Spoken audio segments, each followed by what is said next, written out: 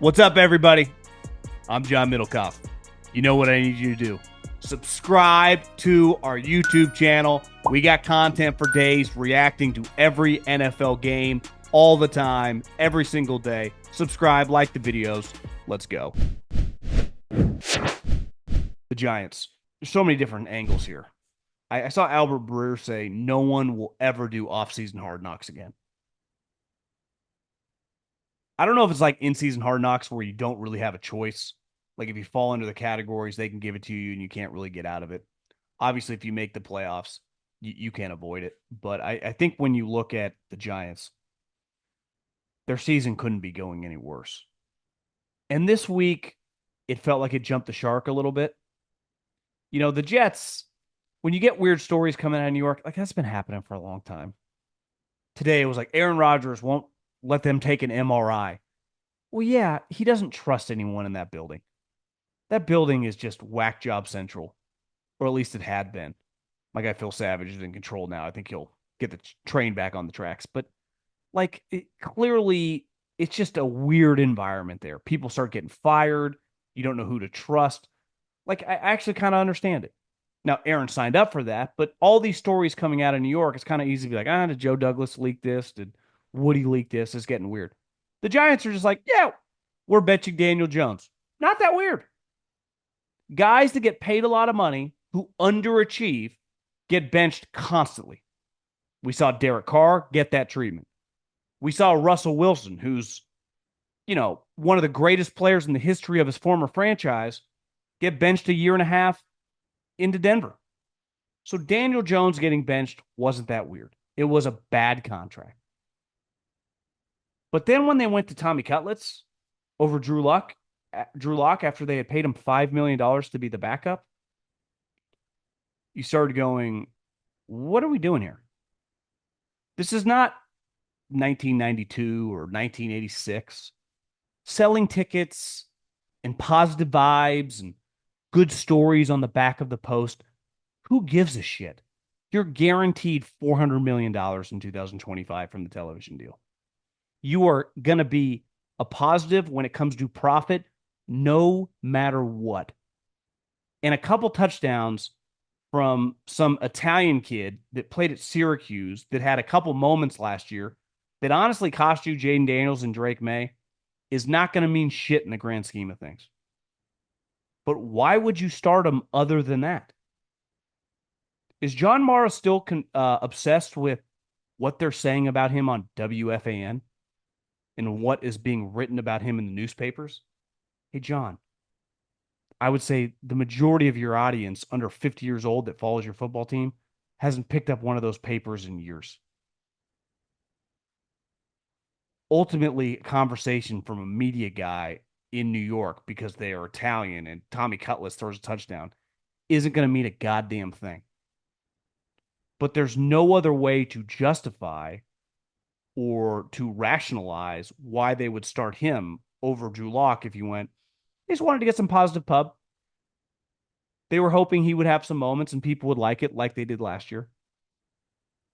And that, to me, is something the Jets would have done. And forever there was a clear line between the Giants and the Jets. And listen, when I worked for the Eagles and we played the Giants, when you would play them, it was like, this is just a high-level operation. The way the team looked, I remember them being huge. Their defensive line was massive. Their offensive line was just a bunch of badasses. Obviously, they had Eli, Tom Coughlin, Jerry Reese was their GM. They were just an impressive operation. And the moment Tom Coughlin got fired, and obviously I'm not saying that they shouldn't have fired him, it was time. They have kind of become the Jets. And you see these things happen and you go, does John Mara get a little bit of a pass because he has perfectly fitted pants and he's kind of tall and skinny and he kind of looks like a guy that easily could have been a senator from New York? And Woody Johnson, because they were both born into this. It's not like either of them are self-made men. But Woody feels a little bit more like a wild card and a guy that he's just all over the map. And every story that comes out about him that has him meeting with his coordinators and his general manager, and there's 7 people lined up next to him that you've never heard of them. They're like, yeah, that's Woody's cronies. And it's just like, oh, just John Morrow walking around the organization. And listen, you saw it in Hard Knocks. Seems like a nice guy. Seems like a good guy. Doesn't seem as crazy as Woody Johnson flying in on a helicopter to fire Joe Douglas, as Jay Glazer reported. Yet the actions in this organization feel to parallel the Jets. And whenever I hear these older people talk about, like, the league's going to get involved, the league's going to do this, they want the Jets and the Giants to win. The league is better when the Raiders are good. I got news for you. It's all bullshit. The league has never had more people watching. And the Giants haven't been good now in almost a decade. The league is better when the Raiders are relevant. That's bullshit. Because for 20 plus years of the internet age, the NFL has never made more money, and the Raiders have played in like one important game over that entire period of time. So if you suck now and you're a big market, a small market, an any market, you just don't matter. But I never in a million years would have thought the Giants would stoop to the level of Tommy Cutlets over Drew Lock. Why? Because he's from the area and people like him. Well, is he the best quarterback? And when you saw all these players on the team being mad over Daniel Jones, I actually think it represented more that we're just a joke now. Because Drew Lock, who, listen, has played in the league for a while, and I'm not acting like he's Joe Montana, but you paid him $5 million to be the backup. And he literally been the backup all season long. So are we all just part of the circus now? Is that what this is? And that's where you get performances like today, where the team's just like, fuck it, we don't care. This is so stupid. And I think there's a level of that with the Jets. All I hear and all I see is like Sauce Gardner. What happened to Sauce Gardner? Well, you do realize that most players, just like most human beings, aren't leaders. They're not Moses parting the sea with everyone following them. They're not Peyton Manning walking into practice like, motherfuckers, follow my lead. Most of us follow. Successful people are following.